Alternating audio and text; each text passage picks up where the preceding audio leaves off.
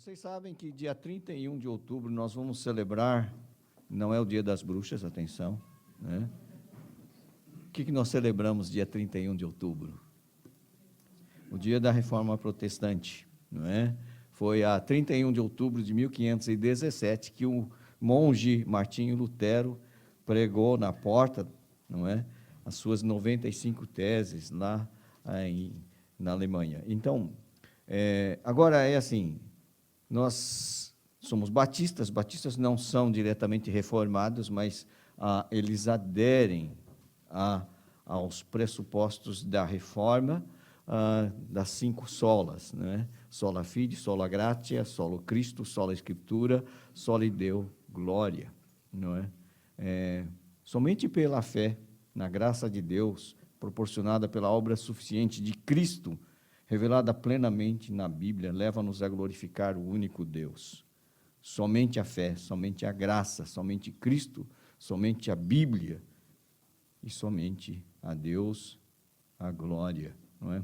Então, sabe, irmãos, isso é fundamento. Às vezes a gente esquece essas coisas que são básicas, que há 506 anos atrás as pessoas deram a sua vida por ela, não é? 506, como quem diz, muito mais, não é? Porque os reformadores não começaram com Martinho e Lutero, e nem ficaram por ele, não é?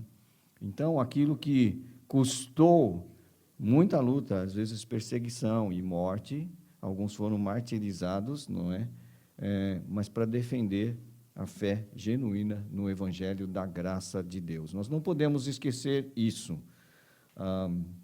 Agora, por que é tão importante? Porque para nós, que somos uma geração cheia de tecnologia, cheia de recursos, cheia de tanta coisa, nós podemos achar que podemos prescindir da graça de Deus. E nós não podemos, meus queridos, não podemos. Eu sempre digo que eu sou descendente de uma etnia que tem orgulho de ter orgulho. Nós, os japoneses, somos orgulhosos, não é? Então, eu digo que nós temos orgulho de ter orgulho, mas não tem um maior impeditivo à fé do que o nosso orgulho, sabe? Enquanto formos orgulhosos, nós não vamos ser quebrados e humildemente buscarmos a graça de Deus. E sabe, nós, porque somos orgulhosos, nós não queremos nada de graça. Não quero, né? Já viu? Nós somos pobres, orgulhosos. Sabe por quê? Nós estamos destituídos da glória de Deus. E se nós mantivermos o nosso orgulho, nós nunca chegamos, nós somos pobres, miseráveis, cegos e nus, como diz lá Apocalipse, não é? E às vezes a gente esquece disso. E nós queremos manter o nosso orgulho, o nosso ego lá em cima. Nós não queremos nada de graça. Nós queremos ter condições para pagar ou para merecer as coisas. Só que, pelas suas obras, por mais riqueza que você tenha, por mais piedoso que você seja, você não vai herdar o reino. Porque se alguém não nascer de novo, não pode ver o reino de Deus. E nós temos dificuldade com isso. Sabe por quê? Nós queremos nos autoafirmar. Então, hoje, a nossa humanidade, cheia de prepotência, cheia de orgulho, ela não quer saber de realmente se render a Deus. Primeiro, porque não admite alguma coisa que alguma coisa está mal na sua vida, não é? E até elas não querem admitir o pecado, não é? E, sabe, é muito difícil. E talvez nós, os chamados cristãos que têm aderido à reforma, já não achamos mais importante pregar sobre o pecado e santidade, que é o que nós cantamos. Só que não se esqueça, tu que és cristão, pelo menos nominalmente, que sem a santificação ninguém verá o Senhor. E nós não podemos nos tornar santos por nós mesmos. É obra de Deus em nós, ou ficamos na mesma. É muito interessante, eu estava a lembra da história do jovem rico que foi ter com Jesus? E ele perguntou, bom mestre, que farei para herdar a vida eterna? Eu já falei para vocês que essa é uma pergunta teologicamente errada, que não há nada que a gente possa fazer para herdar a vida eterna. Jesus falou assim, olha, Obedeça os mandamentos e viverá. Às vezes, eu tenho feito isso, tirei de letra, já pode me dar o passaporte para a eternidade, né? Porque eu sou obediente aos pais, honro os meus pais, não cometo adultério, não minto, não roubo, não mato, aquelas coisas todas. Jesus falou que só faltava uma coisa. Vai e vende tudo que tem, dá aos pobres e terás um tesouro no céu. E aí diz o texto, e que Jesus falou isso com amor, ele nos ama, mas aí aquele homem saiu da presença de Jesus triste e contrariado. Muita gente vem aqui à igreja, ouve a pregação, pode concordar até um ponto, depois, quando é confrontado com coisas que tem que mudar, ele sai contrariado e vai procurar alguém que pregue um discurso que concorde com ele. Eu não estou aqui para concordar contigo, eu estou aqui para pregar a palavra de Deus, e que o Espírito Santo te convença de que essa é a verdade, porque a verdade liberta. Agora, se tu ficares te afirmando na tua filosofia, pode ser que não saia do mesmo lugar. Ou vai para longe. Pior é que é para longe de Jesus e para longe de Deus. Né? O que eu quero dizer para ti? É assim, quando aquele jovem se distanciou, Jesus disse assim, quão difícil é os ricos entrar no reino. Aliás, ele disse, é mais fácil passar um camelo pelo buraco da agulha do que entrar um rico no reino dos céus. O que ele quis dizer é que era impossível. Porque Pedro virou para ele e falou assim, então, Senhor, por quem pode ser salvo? Se esse rapaz, que era obediente à lei, que era religioso, não pode, quem que pode? Ele disse, o que é impossível aos homens é possível a Deus. Porque é impossível. Nem a pessoa melhor do mundo, a mais piedosa, herdará o reino. Sabe por quê? Porque todos nós não conseguimos cumprir toda a lei. Vai lá, pelo mais básico da lei, amarás ao teu próximo como a ti mesmo. Tem cumprido?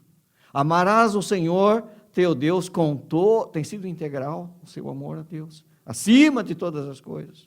Quantas vezes nós não colocamos Deus, não é em segundo plano, mas em último na nossa agenda? Quantas vezes? Não é?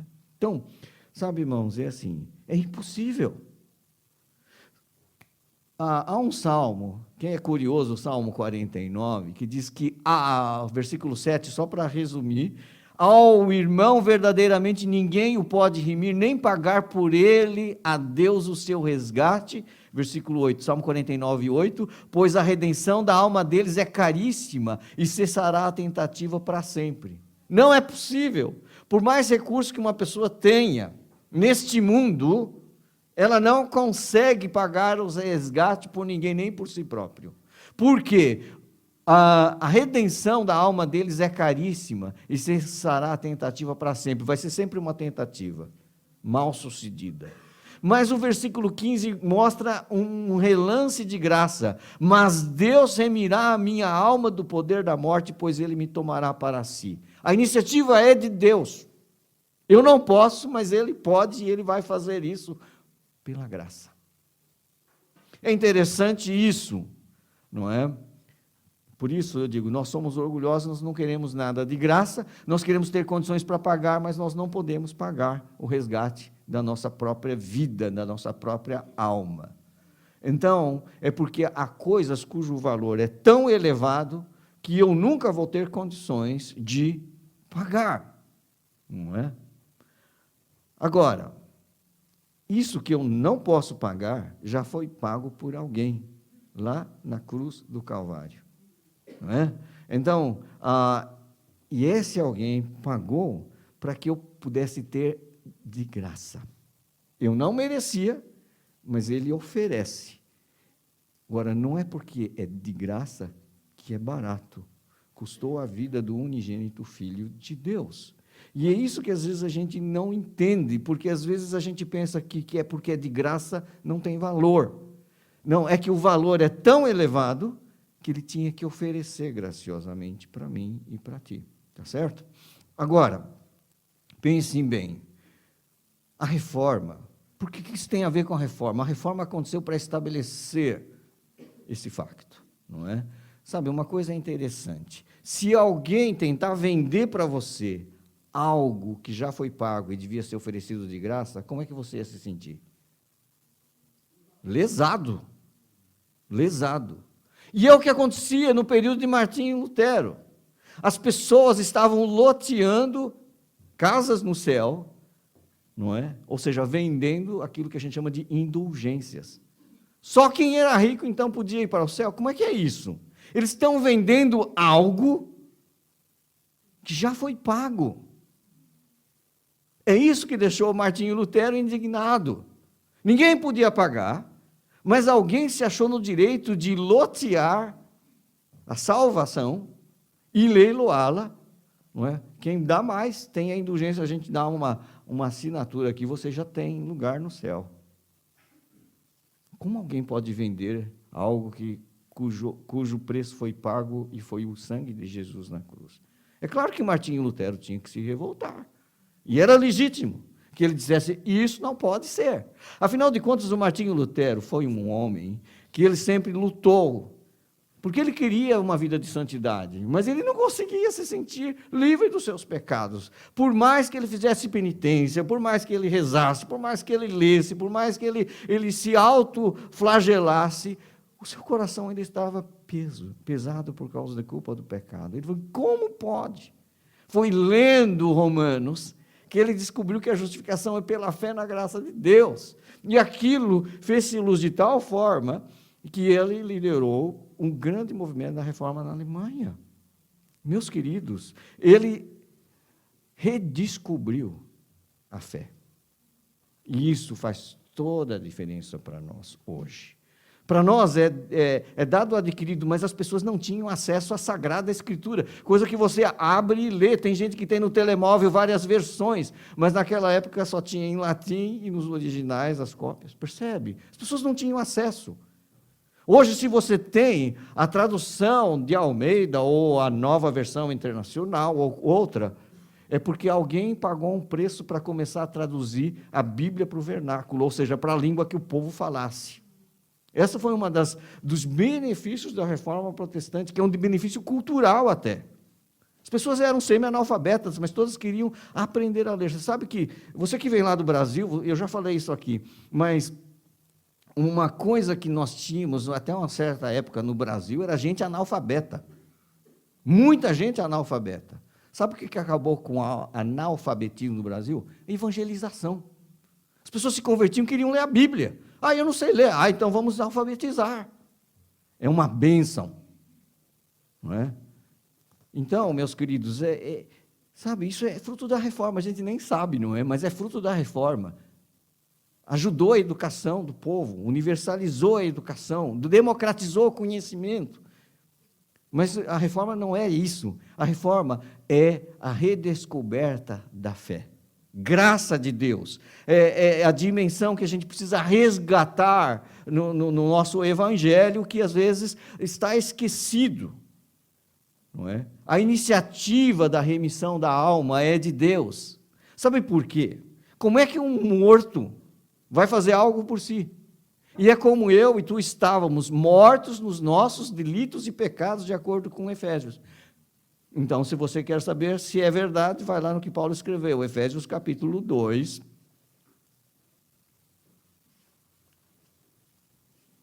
Efésios capítulo 2, não é? Quem já estudou na classe de casais, de novo, pastor, não tem problema, a repetição ajuda a memorização.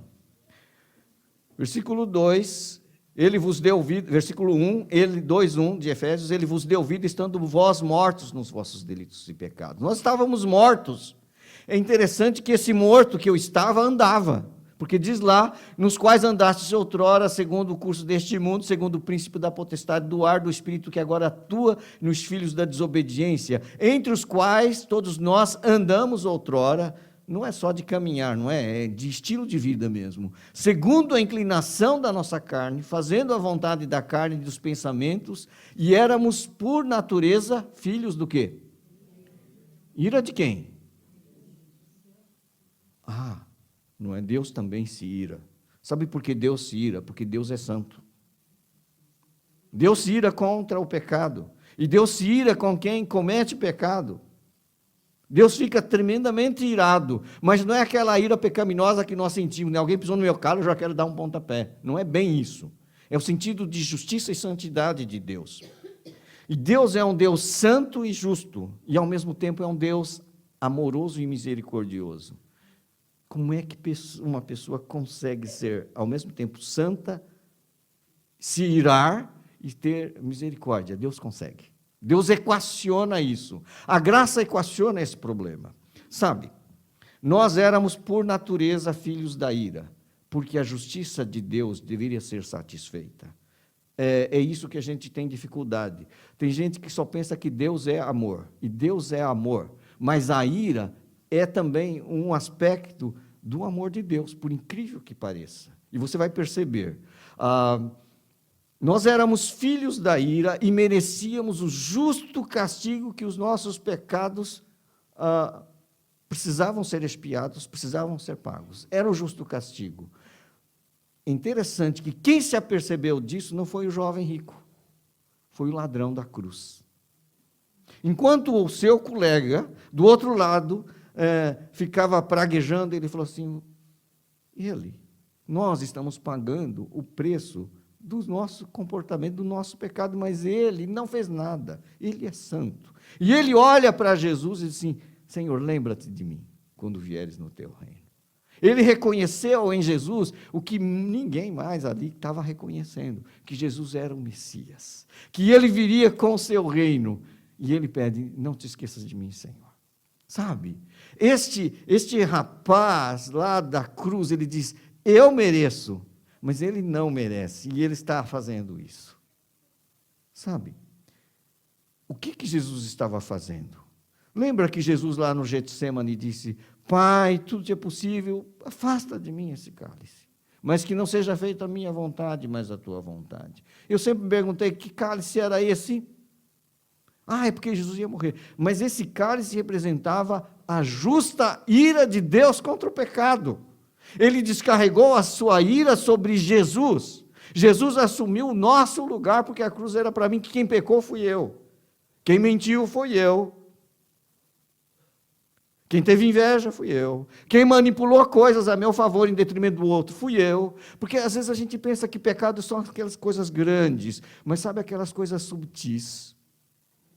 Aquelas coisas subtis que são pecados que a gente chama até de piedosos e não são piedosos. E eu vou dizer, nós, os que conhecem a Bíblia, a religiosidade, etc., nós temos formas muito sofisticadas de pecar, que não deixa de ser pecado, meus queridos. Não é porque tem cara de piedade que não é pecado. O pecado, meus queridos, ele está alojado dentro do coração. Eu tenho estudado os 10 mandamentos num dos discipulados, não é? E a gente vê que Jesus falou assim, ouviste o que foi dito dos antigos? O último foi, não adulterarás, não adulterarás. Mas ele disse, qualquer que olhar para uma mulher com intenção impura no coração, já cometeu adultério com... é? Jesus amplia tanto que você fala assim, Senhor, não há justo nem sequer um, não é? E nós precisamos de ter o coração lavado pelo sangue do Cordeiro, meus queridos. Nós, realmente, era sobre nós que devia descer a justa ira de Deus. Eu não cometi homicídio, mas te garanto que há pessoas que você olha e que você não vê ninguém na sua frente e passa como se ela não existisse. Sabe o que é isso? É indiferença, é pior do que o ódio. Porque o ódio, pelo menos, tu reages a alguma coisa. A indiferença, tu mataste a pessoa mesmo. Já viu? Isso é pecado. Isso merece a justa ira de Deus.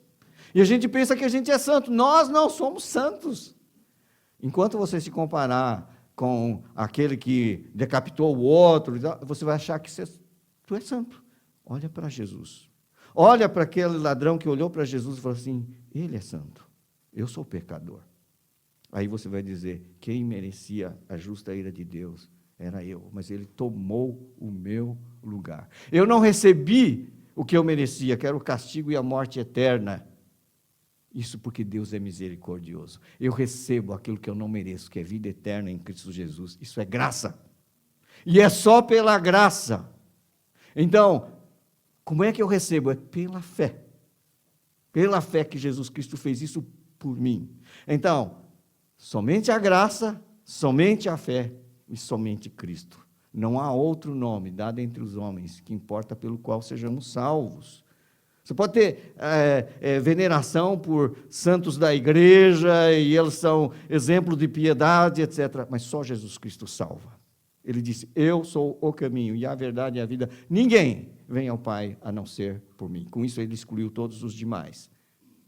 Então, meus queridos, tu és salvo por Jesus e pelo que Jesus Cristo fez por ti, morrendo na cruz e ressuscitando para te dar vida nova, plena e abundante.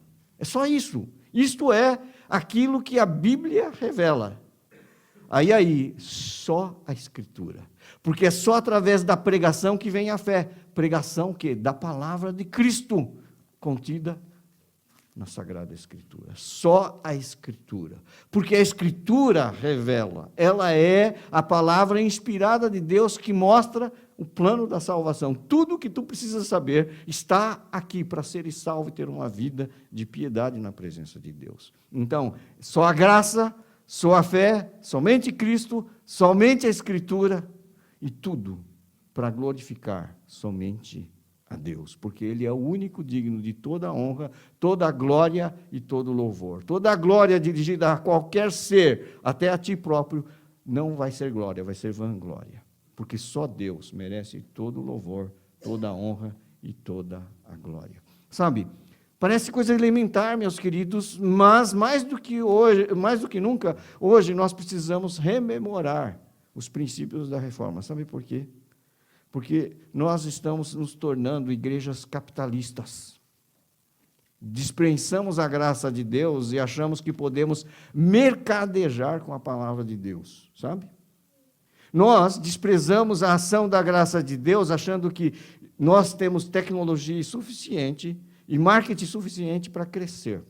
Mas só Jesus, através do Espírito Santo, promove o novo nascimento e a regeneração. Nós não podemos fazer isso, meus queridos. Nem a melhor pregação pode fazer isso. Só o Espírito Santo. Então, nós precisamos depender da graça de Deus. Considerando esses princípios, eu particularmente creio que eles são tão válidos hoje quando foram defendidos pela reforma no século XVI. Sabe, num tempo em que hoje se questiona, a Bíblia é realmente palavra de Deus? Ela foi inspirada mesmo? Há pessoas que fazem crítica e procuram ver montes de contradição na palavra de Deus e coisas assim, não é? Os teólogos liberais têm colocado em questão, será que esse livro é realmente inspirado e outras coisas mais, não é? Num tempo em que tem aparecido muitas profecias e modismos que até se sobrepõem à própria revelação, quando Paulo diz, mesmo que aparecer um anjo ou nós mesmos viermos anunciar outro evangelho que não foi o que vos foi pregado, que seja maldito. Não existe outro evangelho, existe falso evangelho. Existe o verdadeiro e existe o falso. Porque o verdadeiro é o evangelho da graça de Deus, como exposto na Sagrada Escritura. Então, nós não podemos abrir mão, devemos voltar-nos à palavra, entender que ela é suficiente, tendo que tudo que é necessário para a nossa salvação. Num tempo em que tudo se tornou mercadoria, como eu disse, em que as pessoas se aproximam de Deus com uma imagem, uma visão mercantilista de troca, a Deus, eu vou dar os dízimos, mas eu quero as bênçãos. Você está fazendo troca com Deus? Não venha querer dar oferta para a igreja e pedir que a gente abençoe sua vida de pecado. Isso não existe. Não existe isso. Nós não estamos fazendo troca. Deus não precisa de trocar nada com ninguém. Ele nos deu de graça e pela graça. Mas lembre-se, não é uma graça barata. É a graça que custou o Filho de Deus morrer na cruz por mim e por ti. Portanto, não encare desta forma. É graça de Deus que custou um alto preço, como nós também cantamos. Num tempo em que o universalismo virou moda e o ecumenismo também, nós continuamos a afirmar, só há salvação através de Jesus Cristo e da sua obra na cruz. Não há salvação, não é todos os caminhos levam a Deus, só um caminho leva a Deus.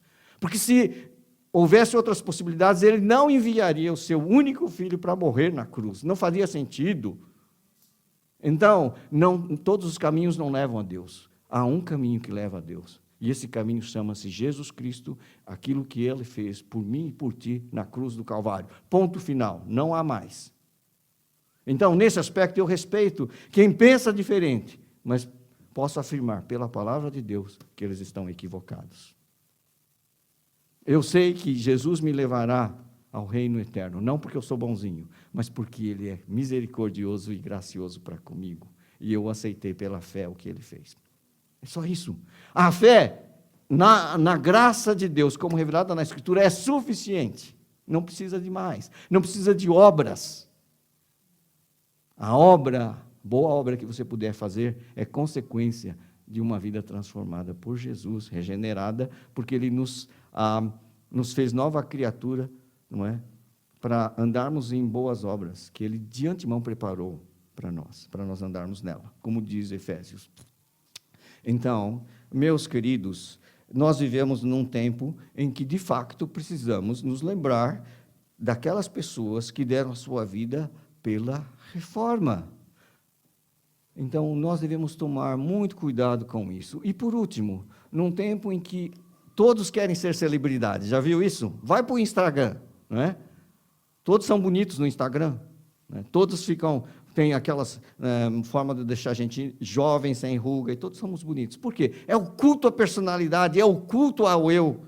Muitas igrejas têm sucumbido a isso, pensando que, na verdade, a igreja que é boa é aquela que tem o culto à personalidade, ao ego e etc., quando toda a glória, toda a honra deve ser dada unicamente a Deus. Não é a instituição, não é ao líder da instituição, não é ao reverendo, não é ao bispo, não é ao pastor, mas é ao Senhor Jesus. Não é o cantor gospel, mas é ao Senhor Jesus. Não é aquela coisa da moda, é ao Senhor Jesus.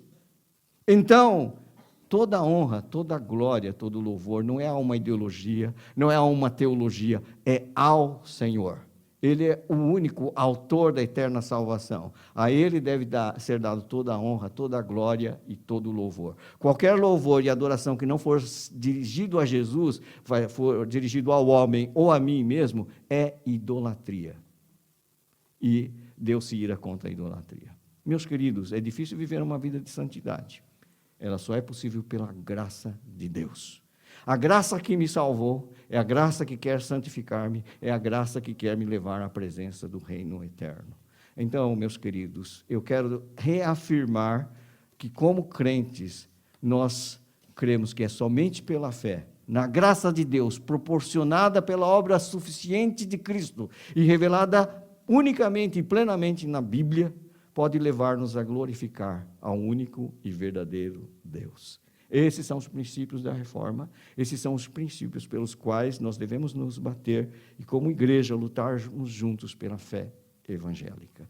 A reforma vai fazer 506 anos, mas nossa vida deve ser constantemente renovada nesses princípios até que o Senhor venha. E para Ele, toda a honra, toda a glória e todo o louvor. Nós vamos